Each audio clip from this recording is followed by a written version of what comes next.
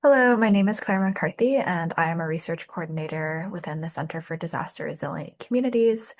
And today I am recording an online version of a training I gave a couple of weeks ago about community engaged environmental health research.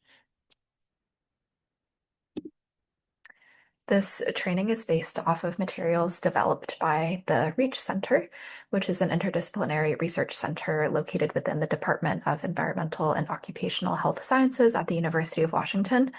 REACH stands for Research and Engagement on Adaptation for Climate Change and Health, and we're funded by the NIH and overall trying to advance climate and health adaptation through implementation science.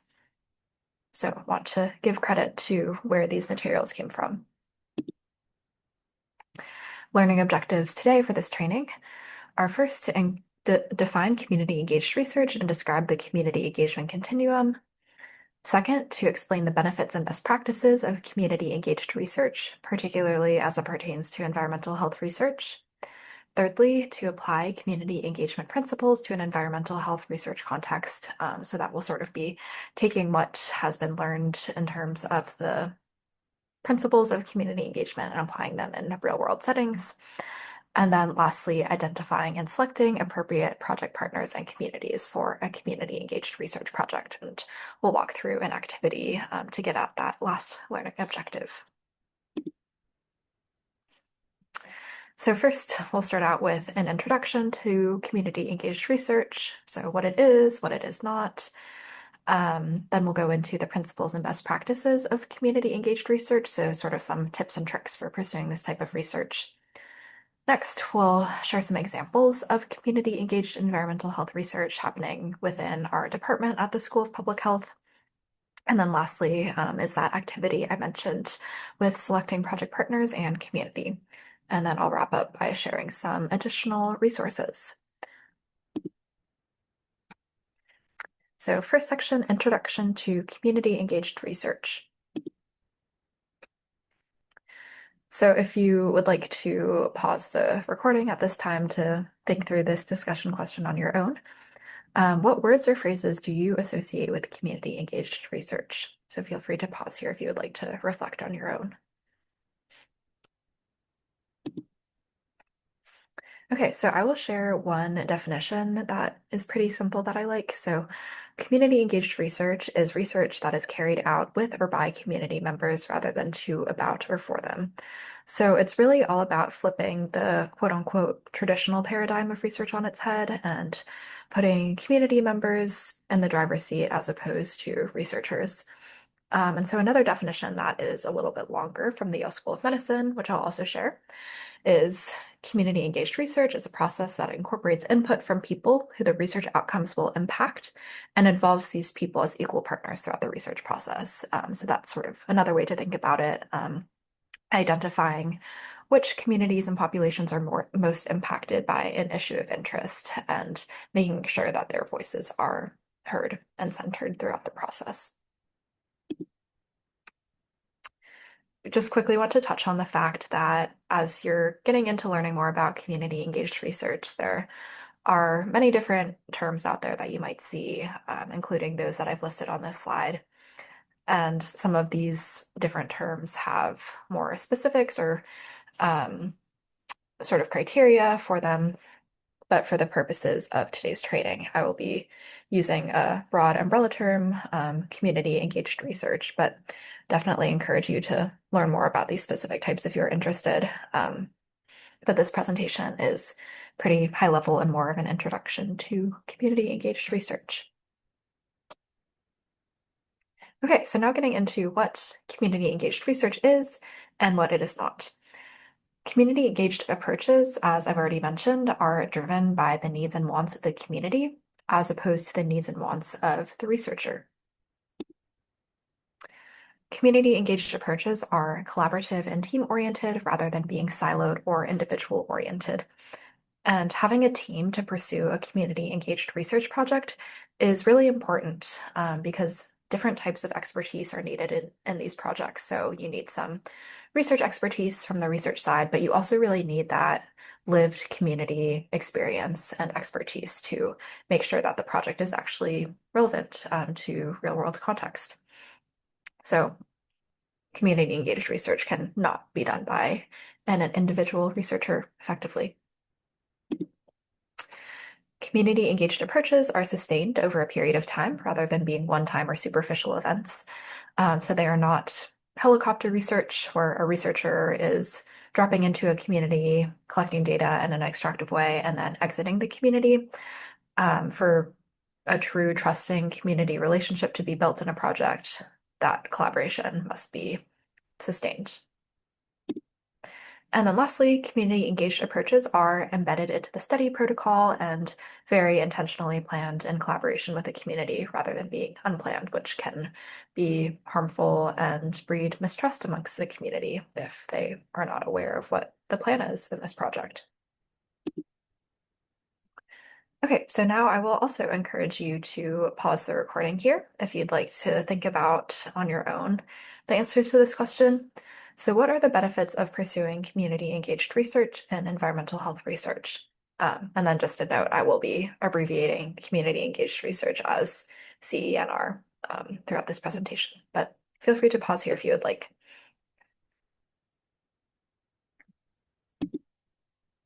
Okay, so I have two slides to explain the benefits of community engaged research, and they outline benefits to community members and also to researchers, because community engaged approaches are really mutually beneficial. For community members, these benefits are not always guaranteed, but they can result if a project is planned intentionally and involves the community throughout the entire planning process. So, potential benefits that may result for community members is the opportunity to study issues that are meaningful to them. Um, so, within a community, maybe there's some limited research skills or limited resources to delve into research projects. So, having that partnership with a researcher can be really beneficial in getting to learn more about health issues that are impacting a community. Involving voices that are historically underrepresented in research is also another big benefit, um, as well as addressing environmental health issues in a community. So, community engaged research tends to be very action oriented compared to lab research, for instance. So, I'm just thinking about a research project in South Seattle in the Duwamish Valley called the DAISY study, which is about air pollution. And we'll talk more about this as an example a little bit later in this presentation. But the DAISY project wasn't just about measuring air pollution levels in the community, but actually testing out an intervention to address those air pollution levels. So very action oriented and oftentimes based on the results of community engaged research studies that can give community members some data to point to advocate for change within their communities. Another potential benefit is increasing the accessibility of science. Um, so having the involvement of community members in a project can be really helpful because they know the best channels and best languages, formats, etc., through which to circulate scientific information. Um, Whereas researchers don't always have that knowledge of the best way to reach community members with science communication. And another benefit is increasing community capacity. So I was looking at a study that took place in Multnomah County, the county in Oregon where Portland is located, and community health workers were involved in a community engaged research study to address the root cause of health disparities within the county. And after that project, the community health workers reported having increased skills in meeting facilitation and overall professional skills. So community partners can definitely increase some of their research or professional skills being involved in a project, which can then be applied to future projects. And then lastly, I also did want to note that some benefits can result for leaders of community-based organizations who are involved in research projects, because if a portion of the research is examining one of their programs that they run, and maybe evaluating it, that can give them data to point to when they're advocating for future funding. So that's another important benefit that can result. The benefits for researchers. Um, so having community perspectives involved in a project can absolutely increase the relevance of research questions because researchers might have an idea of what they want to study when they approach a community, and then they might realize that the health issue they were thinking of studying actually isn't of primary concern to that community. It can also improve the study design of a project. So there was one study based in Harlem where researchers were trying to understand pesticide exposure within homes for women who were pregnant. And their original plan was to take dust samples within the homes. But in talking to community members, they realized that the homes there were not actually seeing a lot of dust because most of the homes in the study area had hardwood floors and had plastic coverings over the furniture. And so they decided to use air sampling instead. So that was an immediate way to save a lot of time and cost that otherwise would have gone into a sampling method that would not be as effective. Gaining context on environmental health patterns in the study area over time is another important benefit, especially in areas that might not have a lot of data that was collected historically in the community. And so speaking with community members who have lived in the area for a long time can be invaluable in understanding how environmental health issues have shifted over time. Also, gaining support and participant recruitment. This is a big one, especially if researchers are trying to work with historically marginalized populations. So there was a project within Yuma County, Arizona, where researchers were trying to hear from migrant farm workers. And if the researchers had just approached the farm workers on their own, there might have been some hesitancy or mistrust there, which is completely fair. But when those farm workers saw trusted community members having a good relationship with the researchers and caring about the study, then that made recruitment a lot smoother. And then lastly, providing a greater understanding in study results. So there was a diabetes prevention project within an indigenous community in Quebec that I was looking at, and the project concluded, or when initial results were shared, there was this town hall event where community members sort of reacted to those initial results and provided their own interpretation and understanding of them. And that was really valuable to the researchers because they got additional context into their initial results that they would not have otherwise. Now I will share the community engagement continuum, which is a way to sort of understand the different ways that community members might be engaged in a project. So it does move from left to right, with the left side informant outreach being where community members are a little bit less centrally involved in a project. And then that moves all the way over to the right side, co-create and empower, where community members are most centrally involved and really driving an initiative. So there are definitely limitations to this framework, and a project can also shift along the continuum throughout. But just for the purposes of understanding this as a tool, I'll quickly summarize it. So starting on the left side with informant outreach, this is where one-way communication is happening from the researcher to the community members. So that's why I have these little icons at the bottom with the arrow pointing from the researcher to the community member. And so here researchers are just trying to provide information to the community.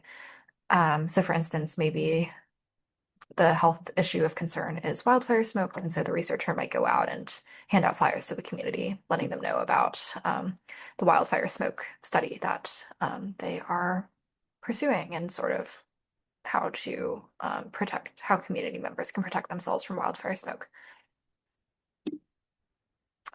The next level of the continuum is consult, which is still a form of one-way communication, but this time the arrow has flipped, and so community members are more sharing information with the researcher.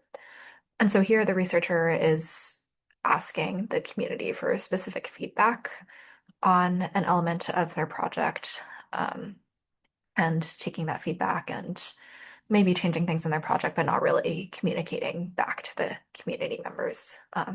So, for instance, that might be hosting focus groups with community members, asking them what they think about a wildfire smoke preparedness program and getting their feedback on that program. So, the final three levels of the continuum are where two-way bidirectional communication is occurring. So, you can see that with the arrow at the bottom of the slide. So involve is where the researcher is now interacting with the community more regularly throughout the project and trying to ensure that their interests and perspectives are more frequently, more regularly included throughout the project. So this might look like hosting town halls throughout a research project and integrating feedback from the community members into the future operations of the project, and at the next town hall, reporting back to the community member on what was changed and the progress of the project. The next level is collaborate, which is where partnerships are created between researchers and community members. So this might look like forming a community advisory board of trusted community members and community leaders who are informing the development of the research project throughout it. And then the last level is co-create and empower. And here the researcher has taken a step back. They are no longer calling the shots, and community members are actually leading the way, and researchers are just supporting them. Next section here is principles and best practices of community engaged research. So these are some tips and ways to engage in this type of research most effectively.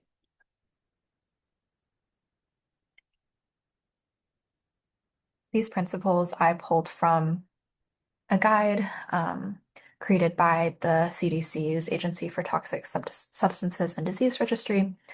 And it's a really helpful guide, so I encourage you to look into it more if you would like. But these are some principles for community engagement that are outlined there. But I'm just going to touch on number 7 and 8 because I feel like the other principles are covered pretty decently in other parts of this presentation. But for number 7, mobilizing community strengths through developing the community's capacity.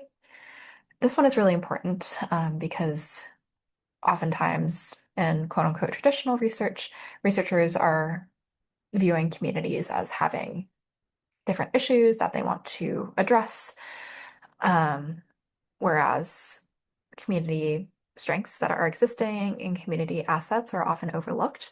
So it's really important in community engaged research to understand all the strengths that community members are bringing to the table and trying to leverage those in the research process and build upon those strengths, not just seeing only the deficits that exist in the community. Being prepared to share power and being flexible is another really important principle here.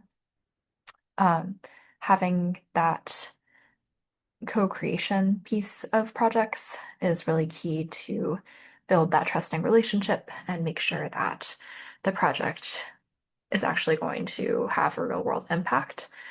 And being flexible is important as well. Community engaged research approaches are a lot slower than approaches where community members are not involved. However, all of the benefits I shared earlier makes it absolutely worth it. But community priorities might shift throughout a project, or community capacity might dwindle. So really important to be respectful of that. And researchers, of course, often have specific timelines or grant periods that they need to adhere to. So it can be easier said than done to be flexible, but coming in with that flexible mindset and being prepared to make adjustments as needed is key. And the next few slides, I'll run through some best practices before, during, and after community engagement. So before community engagement, it's really important to be an informed researcher and come in having done all of your background research, understanding the context of the community. Also taking time to build community relationships. So if possible, not just entering a community and saying, I would like to partner with you on this research project, but actually before then, visiting the community, getting to know people there, maybe volunteering in the community. Also, allocating funding for community engagement upfront is really important. And I'll talk on the next slide, I believe, about what some of those specific funding uses are. But community engagement is not free. It's really important to make sure that adequate funding is there for it. So accounting for that in your budget early on. Outlining the purpose and goals of engagement. So it's really important to be on the same page with your community partners in terms of how they will be involved in the project, how much time that will take, how data will be shared at the end of the project, etc. And there's a really helpful resource that the Edge Center created. It's a model partnership agreement, which I'll share at the end of this presentation. But that's something that you can walk through with a community partner at the start of the project to make sure that everyone is in alignment. And then lastly, intentionally choosing your engagement activities and approaches as you're planning them out. So knowing your audience and your community partner can be really helpful here, and knowing what types of activities will be best in reaching your intended community. For during community engagement, facilitating multi-directional communication is key. And just continuously throughout the process, being in touch with your community partner and being transparent if something is not working. Um, and that's really key to maintain a trusting relationship with your partner. Also, hosting events at convenient times for community members. So that might be times that are maybe less convenient for researchers, such as evenings or weekends, but that makes sure that the events are as accessible as possible. And as for the costs of community engagement, which I mentioned on the previous slide, being sure to offer food and childcare at events you're hosting, again, considering accessibility and who is able to come to these events, and also providing compensation when possible for community members for contributing their time and expertise. And then, of course, maintaining that asset-based approach, which I mentioned a couple of slides earlier. Some best practices for after. So when you have some initial results from your study, it can be really helpful to member check findings. So sharing initial results with the community and having them react to them and share maybe if something is surprising to them, doesn't seem quite right, or maybe they do resonate with it. And being sure to share results in an accessible format. So again, having the insight of your community partner can inform that. Thinking about transferring data ownership to the community if that is relevant, and then sustaining long-term relationships. So talking with your partners about whether you want to keep working together, and what that will look like, or maybe your partner doesn't have capacity, so they could point you to another organization that might be more interested in partnering. So I guess this is not as relevant for this online recorded version of the presentation, but very happy to have people reach out to me via email if they do have questions. Okay, and then getting into a few examples of community engaged environmental health research that are within our Department of Environmental and Occupational Health Sciences. So I'm going to be sharing three. So the first is engaging communities to overcome barriers to wildfire smoke exposure protection and early life. The second is living with water. And then the last is the DAISY study, which stands for the Duwamish Air Improvement Study for Youth. So this study is based in Washington's Yakima Valley, and it's led by Christine Loftus, who is a faculty member here. And the context of the study is that wildfire smoke does exacerbate health disparities in the Yakima Valley of Washington. However, there is a research gap in understanding how families take action to protect themselves from this wildfire smoke. And so here, the research team was trying to understand the risk perception of families and how they protected themselves, especially families with young children. The researchers partnered with Yakima Valley community representatives, as well as students from Heritage University, which is a federally designated Hispanic and Native serving educational institution within the valley. And the research team ran a survey for pregnant people and parents of young children, which they circulated at a lot of community events over the summer. And they also worked with the Heritage University students to create social media content about wildfire smoke protection. The DAISY study was about air pollution in South Seattle and the Duwamish Valley, as the Duwamish Valley has relatively quite high levels of air pollutants and high rates of child asthma hospitalization. The objectives of the study were to establish a community-based air quality monitoring network and actually implement an intervention by providing low-cost air cleaners. There were a lot of partners involved in this, but primarily it was the Duwamish River Community Coalition and the UW School of Public Health leading the way. And the research team collected air quality data. They also evaluated the effectiveness of box fan filters and created a community action team, which helped to guide the placement of air monitors and determine how to best use the data to inform the improvements to efforts to improve air quality, such as policy changes. And the last example that I'm sharing is living with water, which is also located within Seattle's Duwamish Valley. In addition to experiencing relatively high levels of air pollution, the valley also faces increasing threats from flooding due to sea level rise and historic underinvestment in stormwater infrastructure. And the neighborhood experienced a particularly devastating flood in 2022, after which the Duwamish River Community Coalition reached out to the University of Washington and asked to partner on a research study to identify potential flood adaptation strategies for the neighborhood. And this is a multi-methods project that involved a literature review, interviews and focus groups with community members, and workshops with community members. So the goal here was to try to match community values and priorities with potential flood adaptation solutions that could be implemented within the neighborhood. Okay, so now I am curious to hear where you think that these three examples should be placed on the community engagement continuum. And again, want to note that this is a limited framework here. And also, the context I shared with you on these studies was very brief, but just trying to get at the idea here that there are some studies where community members are maybe less central to the project, and others where they're more central and taking a more of a leadership role. So feel free to pause here and think about where you would place these three examples on the community engagement continuum.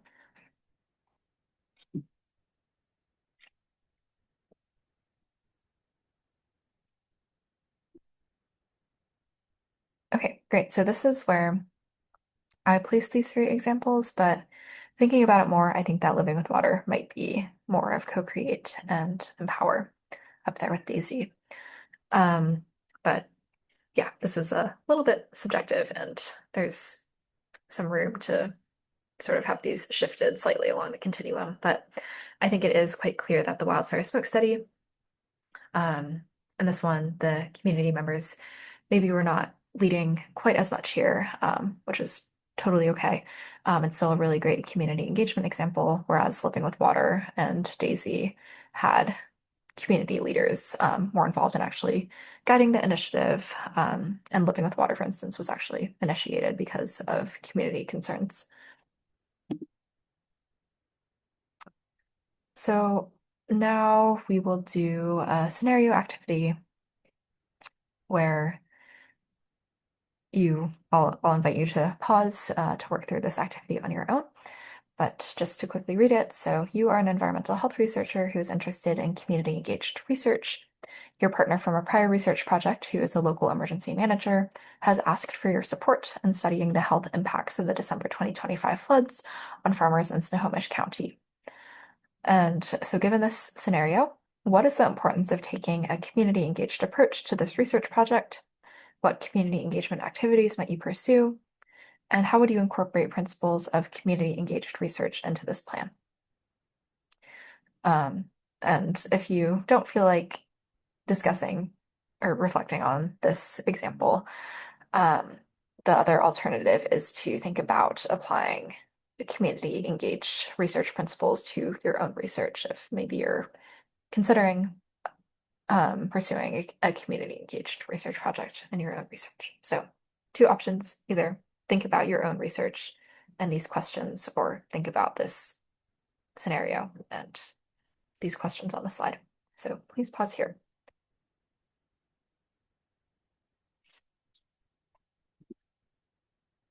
Okay, and then the last section of this presentation is about defining project partners and a focus community. When I say partners, I'm referring to the individuals or groups with whom you will collaborate on a research project. And for community, that is the individuals or groups that you're hoping to engage and positively impact the project. So in community engaged research, when someone says community, there is no one single community. It really depends based on the project. And this is represented as a Venn diagram because sometimes it's possible that your partners will also be part of the community that you're trying to engage. But just to share one example, so for the Living with Water project, the partner was the Duwamish River Community Coalition, as their community-based organization within the affected neighborhood. And then for the community that the project was trying to engage, those were neighbors who were affected by the flood event. Some potential partners that one might engage in their project include first, local, tribal, or state government agencies, second, community-based organizations, and third, community institutions. And these are just some examples, definitely not an exhaustive list, but thinking more in terms of organizations that are serving a community. When you're deciding who to invite to be a partner in your project, there are a few considerations that you can keep in mind. So firstly, do you have an existing relationship with a potential partner? It can be a lot easier to start a project with someone who you have an existing relationship with, of course. However, if you don't, that's not necessarily a reason to not reach out to that partner. So on the next slide, I think I'll talk a little bit more about that. You can also think about if the partner has aligned goals with yours and has an interest in participating. And do they have capacity for involvement? If the answer is no to both of those questions, maybe their interests are very different from yours, maybe they have low capacity, you might want to consider engaging a different partner. Also thinking about what is the partner's relationship with research and with your intended community. If the partner is pretty mistrustful of research, or maybe they don't have a great relationship with the community, that would probably be a reason to seek out a different partner as well. And also thinking about from an equity lens, if you're including perspectives from across different sectors, so bringing more of that interdisciplinary, intersectoral expertise. And also, are you selecting partners that serve communities disproportionately affected by environmental health hazards? As for forming partnerships, so first you can develop a list of potential partners, which will actually be the activity that I'll share with you very shortly. If you don't have an existing relationship with the partner, that can be okay. You can either try to find a colleague who does have a relationship with them and ask them to introduce you, or you can reach out to the partner organization, sort of a cold reach out and see if they're able to set up a meeting with you. And when you set up that initial meeting with a potential partner, definitely not trying to avoid making it a transactional meeting and just immediately asking them to partner with you on the project, but approaching with some flexibility and trying to understand their desires and needs and interests, and sort of getting a feel for whether your interests are aligned. A snowball approach to identify additional partners can also be effective. So if one potential partner isn't able to partner with you for whatever reason, asking if they would recommend anyone else. Establishing principles and plans for a partnership. So that goes back to the community partnership agreement I mentioned earlier. So talking about roles and responsibilities and how the partner will be compensated. Now moving over to communities. So, like I said, there are many different potential communities out there. So, that might include members of a segment of the public, such as parents of young children, older adults, people with asthma or another chronic health condition, or people experiencing homelessness. Or you might be selecting a community based on their profession. So, that could be farm workers, elementary school teachers, public health officials, or community health workers. And again, not an exhaustive list at all. When you're defining your community, some things to keep in mind are what kind of relationship does your team and your partner have with the community? If it's historically been an antagonistic relationship, then you'll definitely need to be careful when approaching the community. Also, thinking about the historic relationship of the community with research. If there's a mistrustful relationship there, that's also good to be aware of. Thinking about if you're including perspectives from people disproportionately impacted by environmental health hazards, so that equity lens. And then also, are there benefits to the community if they participate in the project? If there are no benefits whatsoever, then you likely want to reconsider your community. So now I have a few activities to share, and you're welcome to do all of them or just one of them, whatever would be most helpful in your current research. The first activity is partner brainstorming. So I have this chart here where you can fill in potential partners and some different information about them. So their name, whether you have an existing relationship, the role you see them playing in the project, the potential benefits of the project to the partner, and potential challenges of engaging with the partner. And this next activity is partner mapping. So there's a quadrant here with the partner's relevance to the project on the y-axis and the strength of your relationship with the partner on the x-axis. And the top left quadrant has a star because that represents partners that with whom you have a less established relationship, but they have a high relevance to the project. So it might be worth focusing some time there to develop relationships with those partners. And the last activity is community brainstorming. So listing out the potential communities that you might want to focus on for a project, and the potential benefits of the project to the community and potential challenges you might face in reaching that community. I compiled the activities on this document here.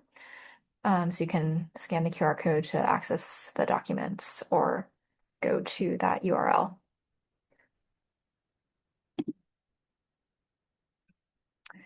So feel free to pause here if you would like to do these activities right now.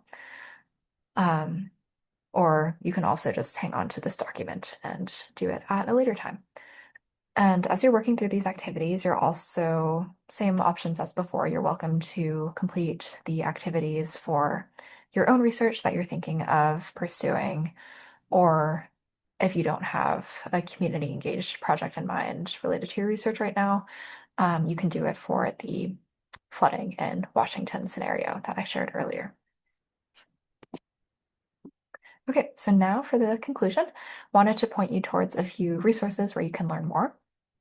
So the first resource on the left side is the Community Engagement Toolkit for Climate and Health Research, which was developed by the Reach Center. And a lot of the material in this presentation was based off of that toolkit. It's a really excellent resource that includes a variety of materials, such as a long list of various community engagement activities with examples and what they look like in practice. The best practices and principles for community engagement are outlined there. There's a decision tree to help you understand which level of the continuum would make most sense to fall under. And then the middle resource is a model partnership agreement, which I've mentioned a couple of times now, I believe, but created by the Edge Center. And it's a really great resource to walk through in the early stages of a community partnership to make sure everyone's on the same page about expectations. And then on the right, this is the Community Engaged Research Hub, which is also run by the Edge Center. And there's a great feature on there where both communities and researchers can fill out a form requesting a type of partnership that they want, and then Edge will help facilitate those connections. And this is the last slide. So My email is here if you have any questions for me. And you're also welcome to complete the evaluation form if you so desire to give your feedback.